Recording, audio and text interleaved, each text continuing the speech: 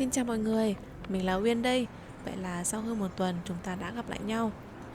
Thật vui khi lại được nói chuyện với mọi người như thế này. Như mọi người đã biết thì đây chính là góc làm việc của mình. Hơi xấu hổ một chút, nhưng như các bạn thấy đấy, không phải lúc nào nó cũng được gọn gàng.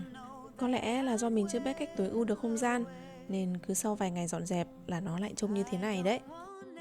Nhưng hôm nay, vũ trụ đã gửi tín hiệu cho mình, và đó chính là lý do để có chiếc video này. Vậy bây giờ các bạn hãy cùng xem mình làm như thế nào nhé.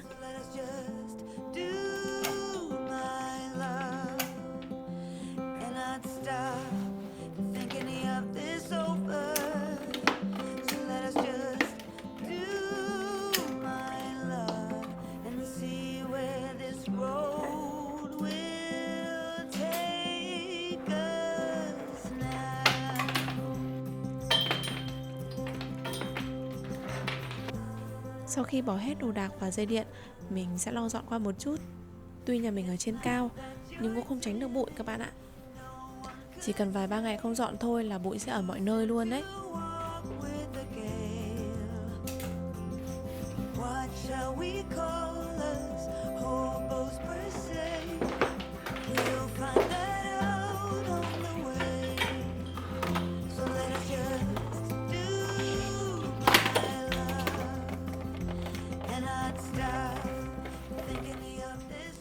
Thay vì sử dụng chân màn hình truyền thống thì mình sẽ thay thế bằng giá đỡ kiểu mới. Chiếc giá đỡ này chỉ gồm một trụ và một tay đòn. Tất cả các màn hình có gàm VESA thì đều có thể gắn lên được. Việc sử dụng một chiếc giá đỡ như thế này sẽ giúp các bạn tiết kiệm thêm không gian cho bàn làm việc của mình, thay vì chân truyền thống khá to và cồng kềnh.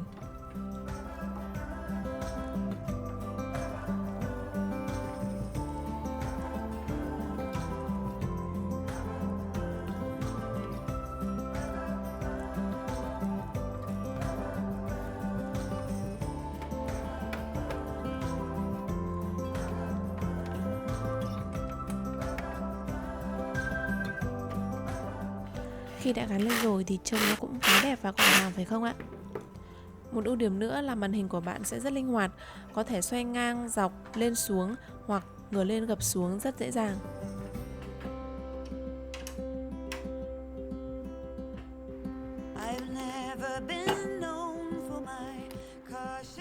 Vì chiếc màn hình này của mình thì không có ngàm VESA nên mình đã tự phải chế ra một chiếc pad riêng cho nó.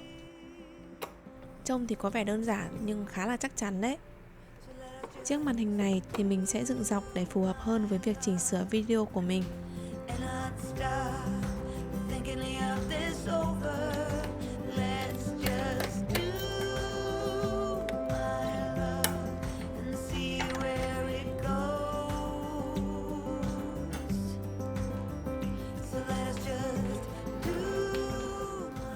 Có lẽ đây là công đoạn thử thách nhất đối với mình, đó là phải nghĩ cách đi dây điện làm sao cho thật gọn gàng. Và sau một hồi suy nghĩ thì mình sẽ đi dây điện dọc theo giá đỡ và mép bàn để dây có thể được giấu thật kỹ.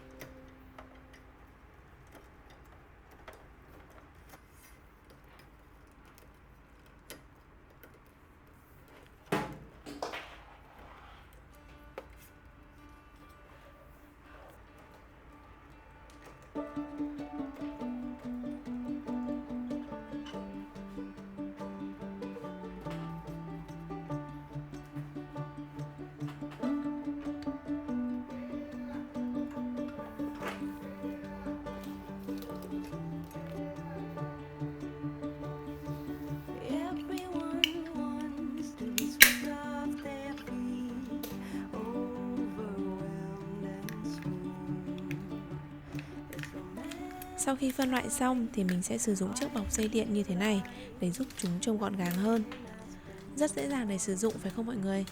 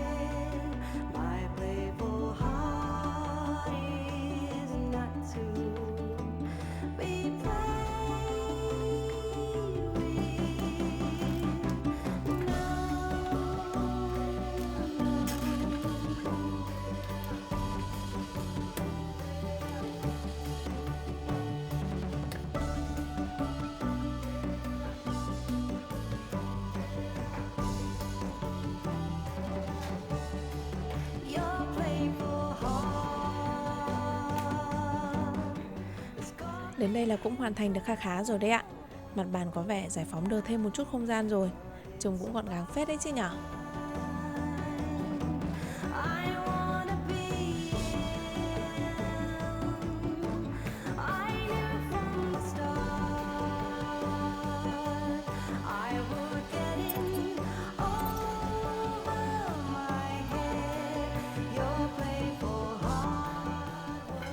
Còn đây là chiếc giá sách nhỏ nhưng lại chứa đựng tình yêu thật lớn của mình. Mình vẫn mơ ước có một giá sách thật lớn. Sau này nếu có cơ hội, nhất định mình sẽ làm một phòng sách thật to để thỏa mãn niềm đam mê. Nhưng tạm gác lại ước mơ đó đã. Dù sao thì bây giờ mình cũng đã rất hài lòng với chiếc giá sách xinh xinh này của mình rồi.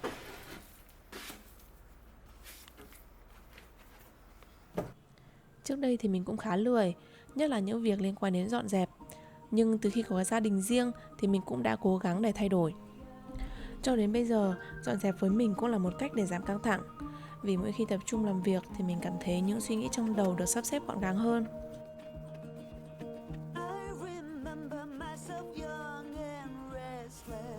Để công việc dọn dẹp bớt nhàm chán, mình sẽ thay đổi cách sắp xếp một chút để giá sách trông thú vị hơn. Không biết các bạn có nhận ra không, nhưng mình đã nảy ra ý định là mình sẽ sắp xếp chúng lần lượt theo nhóm màu đấy. Mình còn nhớ lần đầu khi chia sẻ về góc làm việc này thì có khá nhiều bạn nói rằng sao trông giống quán cà phê thế. Biết đâu sau này mình sẽ có một quán cà phê sách cho riêng mình thì sao. Cơ mà có vẻ mình lại bắt đầu đi hơi xa quá rồi thì phải.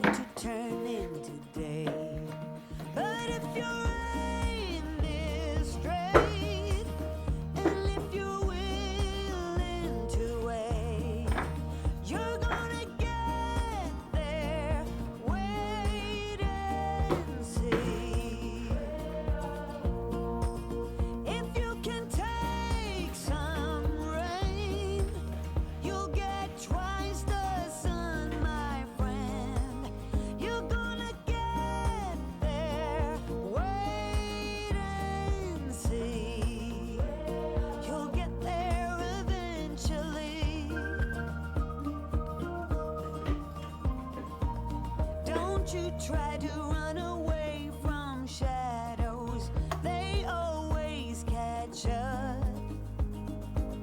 Learn to face whatever demons come your way. Don't become a stranger to hard labor, there's no other way. Hear me when I say, but if your aim is straight, and if you're willing to wait, you're gonna get there. Wait and see. If you can take some rain, you'll get twice the sun, my friend. You're gonna get there. Wait and see. You'll get there eventually.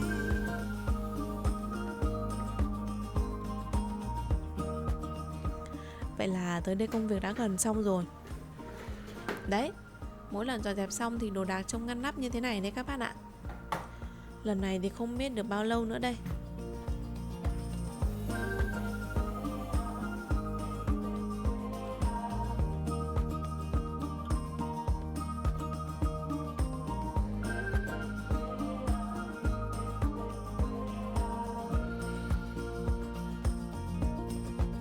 But if your aim is straight, and if you're willing to wait, you're gonna get there. Wait and see. If you can take some rain, you'll get twice the sun, my friend. You're gonna get there. Thật là may khi chiếc mô hình đã kịp đến tay mình khi góc làm việc vừa được dọn dẹp xong. Cảm ơn Libraries đã gửi tặng mình một món quà rất xịn sò này. Mô hình này được làm từ gỗ bạch dương nên có mùi rất là thơm. Trong hộp còn có kèm cả sách hướng dẫn nữa, nhưng mình nghĩ sẽ tốn khá thời gian để hoàn thành nó đấy.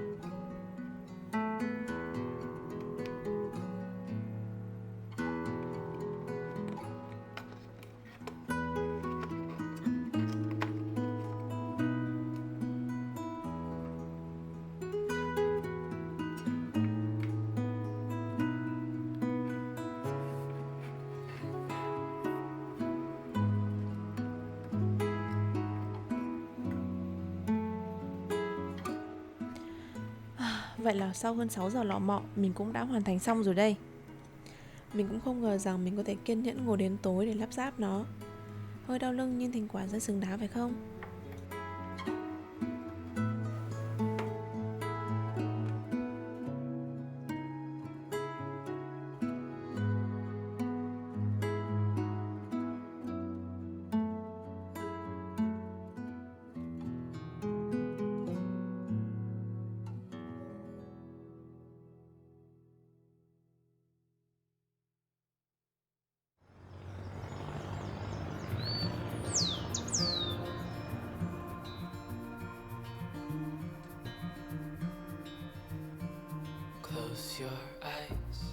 Việc có được một không gian làm việc mới luôn giúp mình có thêm năng lượng để làm việc một cách tập trung hơn. Hôm nay mình sẽ cố gắng hoàn thành công việc thật sớm, rồi xách xe ra ngoài đi lượn vài vòng tận hưởng không khí mùa thu. Thời tiết này mà không ra ngoài là có lỗi với mẹ thiên nhiên đấy. Thế nên dù có bận rộn đến mấy, nếu có cơ hội các bạn hãy tranh thủ một chút thời gian thôi để cho đầu óc được nghỉ ngơi và nhớ thưởng thức bầu không khí đầu thu thật xịn sò đấy nhá.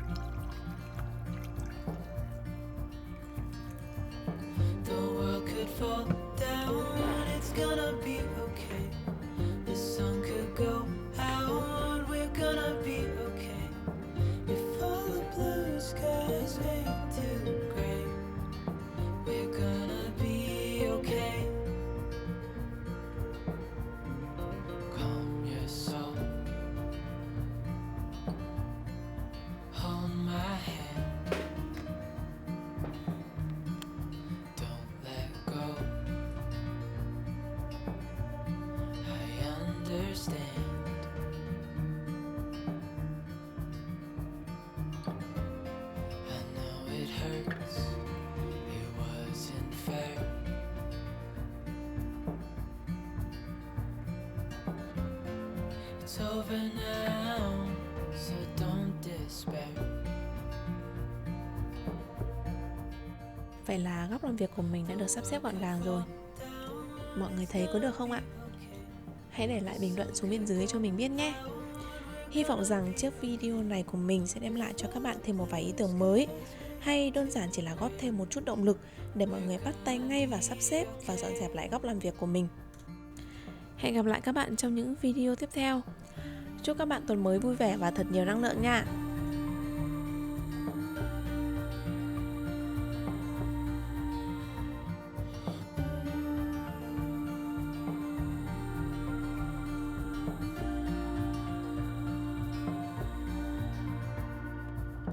The world could fall down, it's gonna be okay.